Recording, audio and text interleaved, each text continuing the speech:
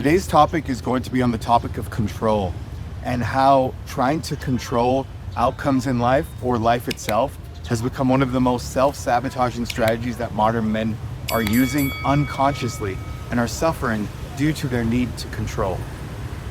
As a lot of you know, I run men's communities around the world, and I've spoken with thousands of men, and I've seen an overarching pattern continue to appear with so many men around them feeling some sort of depression, sadness with their life, anxiety,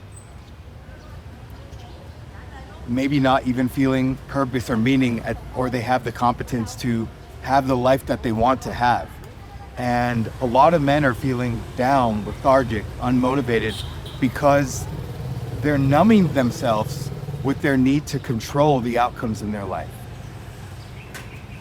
Many men have a great vision for how they want their life to appear, for the things they want to have in their life. It could be financially, it could be business-wise, it could be lifestyle-wise, or with women. And they become so attached to that vision of their reality that instead of allowing life to come, they start to control every single variable, every single action, and every single moment in their life. From a psychological perspective, let's talk about where this is coming from. So the pattern is this. The pattern is a lot of men, people in general, experience uncertainty, right? Because there's a lot of uncertainty in life. And that uncertainty feels like a threat. It's perceived as a threat. And when a person is feeling a threat, they want to control. They feel the need to control because that control is an attempt, though it's an inaccurate attempt, to restore a feeling of safety, some sense of safety. So what's happening with so many people today, due to our need for survival, right? The economy hasn't necessarily been the best for a lot of people. Dating and relationships have been more difficult than ever. Being financially solvent has been difficult. And with the rise in chemicals in our food, environmental issues, just operating at an optimal state is not something that comes easy unless you're active in your health and wellness and biohacking initiatives. So because of all this thing that's keeping us feeling in a state of stuck, maybe a state of anxiousness, a lot of people today are feeling uncertainty, right? Financial uncertainty, relational uncertainty. Am I gonna ever be married? Am I gonna ever have kids, right? And that uncertainty leads to an interpretation of the threat. That interpretation could be, I am not enough, I'm falling short of the competition, my friends might think I'm a loser, my parents might see me as a failure, and all kinds of things where you tell stories of what the actual threat is because of that uncertainty.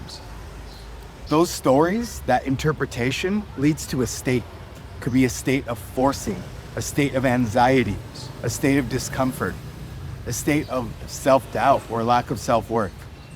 And that state, that's an energetic state, a vibrational state, will then lead to a behavior. So you might start acting like someone who's not worthy. You might start acting like someone who's anxious and doesn't believe that his life is going to unfold the way he wants it to unfold.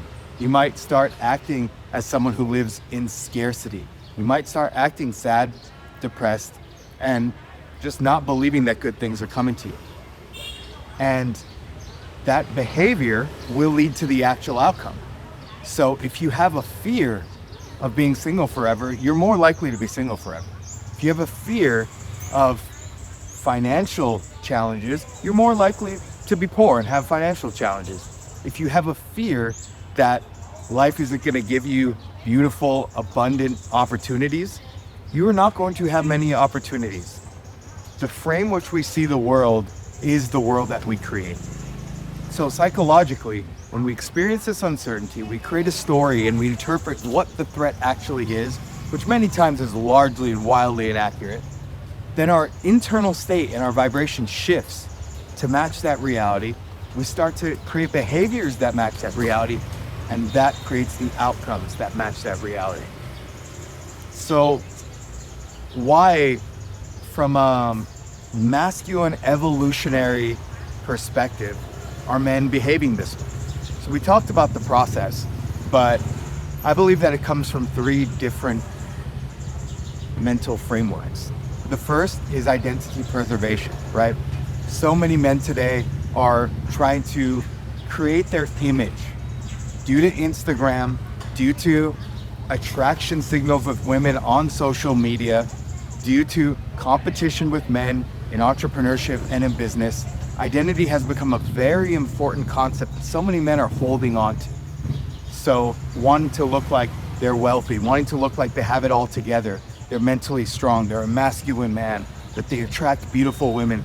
Our identity means so much to us as men.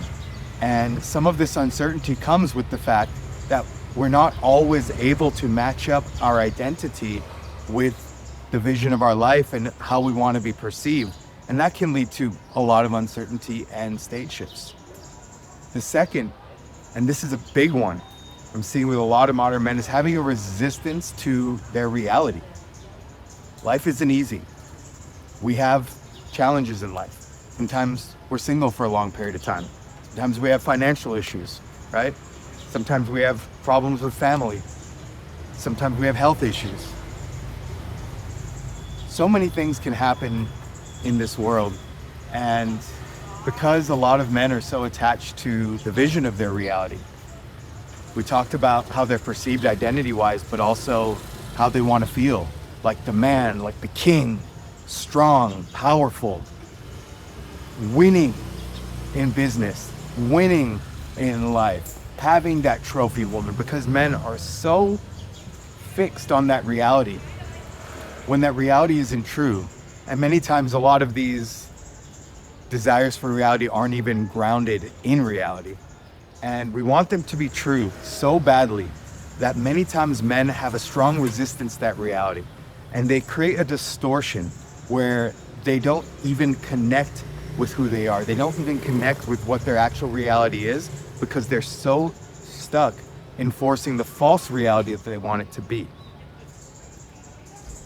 The third form that can bring anxiety, uncertainty, and state shifts in a negative way is just living from dysregulation inside the nervous system. In the autonomic nervous system, we have the choice at all times to operate our breathing patterns, our mindset, our behaviors, how we feel, and how we operate in our heart from a place of dysregulation, anxiety, force, tension in the body, forcing things, being attached to outcomes. Or we can do it with regulation, calm, relaxed presence. And outside of what's happening in the world, how we manage our inner world has so much of an impact on how we create our outer world. And of course, how we feel. So when so many men are living from a state of dysregulation, they're trying to force outcomes, working extra hours, overworking, over planning, over fixed mindset. I'm not going to rest. I'm not going to relax. I'm not going to be happy until I execute on this. That can create a lot of dysregulation in the body. It physically creates tension in body. It then creates a spiritual tension in the body. And we realize that we're always living from force, willpower, and grind instead of relaxation, peace, calm observation, and decision making.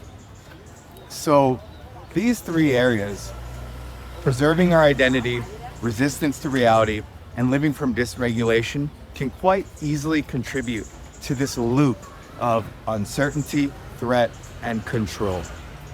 And this was a lesson I really had to learn in my life, being disabled for 9 months in bed, unable to walk, and then still quite disabled partially for 4 to 5 years, different levels of it. And one of the things I learned was one of the core root causes of my physical health issues was my need to control.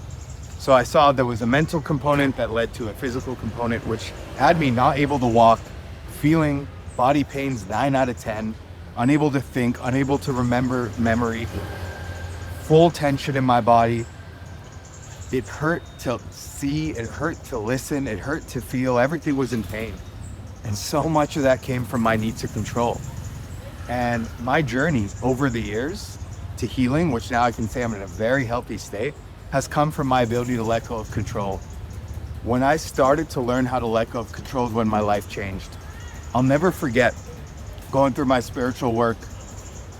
The day I decided, and this was through the urging of some spiritual teachers, the day I decided that I'm going to just accept, I have to just accept that I might have this condition for the rest of my life. I might be bedbound, I might never have intimacy again, I might never work again. The second I accepted it, the second I started to just get a little bit better. And the more I was accepting things, the more I was letting go of controlling. Because before that I was like, okay, I'm gonna get healthy at this time, then I'm gonna make this much money, then I'm gonna have this woman, and it was just not grounded in reality. The fact was I was very sick, I was very disabled. My mind, my body, my physiological function was not operating at any kind of optimal level. And I had to let go of any vision or dream for my life and just accept what was. And when I did that is when the healing began. And not only did it lead to healing of health, but it led to me living my life, being so much better of a leader in business, creating these large communities of thousands of people, because all the times I wanted to hold on to things, stay in control, willpower, force, control, those things actually kept me in a paralyzed state. Those things actually kept me stuck, numb, and not able to access flow states and let life have my back. So let's talk about you for a minute. How are you going to let go of control? How can we implement a strategy for you right now to let go of control and begin to live your life with accessing those flow states, with more calm, with more peace, but also with more effectiveness and more efficiency? Because when you access flow states, things happen quickly.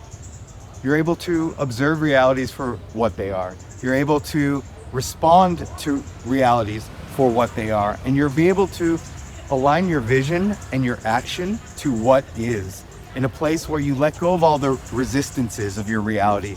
You let go of trying to preserve your identity. You let go of the dysregulation and the tension in your body, right? So the 5 steps for that are: first, let go of the attachment to your identity. Allow yourself to be no one. Allow yourself to be nothing. How people perceive you doesn't matter. Who you are is based on all the spectrum of who you are as a human, which is a large spectrum, right? As a man, you're able to be dominant, you're able to be controlling and harmful, you're also able to be peaceful, you're able to be compassionate, you're able to be caring about others, and everything in between. You're able to be competitive, you're able to be relaxed. As a man, you're able to be winning, you're able to be losing, right? So all the possibilities are in the realm. And when you can let go of your attachment to your identity, you allow those possibilities of all the facets of who you are to come through. Second thing is to accept your reality and trust that everything will be perfect for you. Being a human is a very imperfect journey. So you're not always going to have things line up the way you want. And when you can accept reality, when you're winning, when you're losing, when you're in peace, when you're in pain, when you have a lot of abundance of money, financial opportunities, business, travel, love, all these things, when you have that abundance, you also know that there could be a time in your life where you have the scarcity. You have no women in your life, you have no money, you don't have a lot of friendship opportunities, and all of these things. So when you can accept that reality is constantly shifting, and in the larger scheme, if you can see things clearly, that everything will line up perfectly for you, that takes away the need to control a lot. Number 3 is being adaptive instead of rigid. So many times we as men have a fixed mindset. Things need to be this way. We think in absolutes. We think in truths. And even though I'm someone who speaks to truths a lot, as men we can overdo it. And we can think, this is the truth, this is the absolute. And there's a rigidity that forms where we start to close out the reality of the world around us by just being so rigid. So I encourage you to be adaptive, be flexible, allow yourself to question what you think you know, allow yourself to question what your beliefs are around yourself, around the world, around women, around finances, business, whatever it is, and be adaptive instead of rigid. Number 4 is finding alignment instead of forcing things. This is a really important one. What I learned in my health journey was most of my suffering, my pain, and even my inability to get what I want in life came from forcing life. And now I really look from a place of alignment. How does my vision and my decision and my actions align with who I am? Align with my dreams, my vision, how I feel in the moment, the higher good for me. And when you're constantly looking at what's for the higher good, instead of wanting to feel a certain way or wanting to force outcomes in a specific way, you are able to leverage some of that adaptiveness we just talked about, where you start to look at things for, is this best for me? Is this best for the other person? Is this best for the higher good? Instead of, this isn't what I wanted. This isn't what I planned. This isn't what I envisioned. And when we can get out of this forcing mentality into constantly checking into alignment. When I say alignment, I don't mean some belief system that we've held on to for days or weeks or months or years. I'm talking about alignment in the moment. When you can check in, is this right for the moment? That's when life starts to become easier. And that's when good things start to come in, because we're no longer so attached to rigidity, and we're no longer forcing things over and over again. And we're instead assessing how the fit is for the objective reality in front of us with who we are mentally, emotionally, spiritually, and in our essence and our personality. Number 5 is getting out of biases, stories, and emotional charge and into objective observation.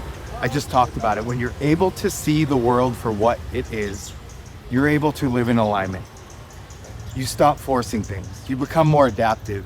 You accept reality for what it is, and you let go of your identity because you're able to see things for what they are instead of what you want them to be. So this is hard. As humans, we have a strong bias. We have a strong negativity bias. For most humans, we have one positive thought for every 5 negative thoughts. We get caught up in stories of how we see the world just to make ourselves feel good, to make ourselves feel safe, to get rid of that uncertainty we talked about earlier, and to control. And we have emotional charge, anger, frustration, pride, even righteousness sometimes, over righteousness,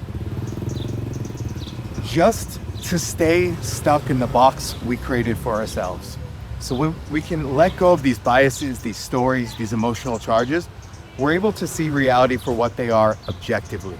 And when we can see reality for what it is objectively, that's when we can learn to let go of these identities, to accept this reality, to be more adaptive, and to find alignment in our actions, in our decisions, in our choices with who we are and what state we're in order to stay in a positive state, in order to stay in a peaceful state, and in order to stay in an empowered state. So for those of you who got to the end of the video, I'd like you to really reflect on today where you may be keeping yourself stuck due to control, and how control might be showing up in your life. Once you identify how control is showing up in your life, I'd like for you to reflect a little bit on some of the inner mechanisms, the thoughts, the feelings, the stories, the biases, the rigidity, the tension, some of the things that you're creating for yourself that's forcing you to face uncertainty with a sense of control and forcing instead of letting go, allowing, accepting, and seeing things objectively. If you learned something from this video and you want to go deeper into the Meta Mastery journey, check out the links below.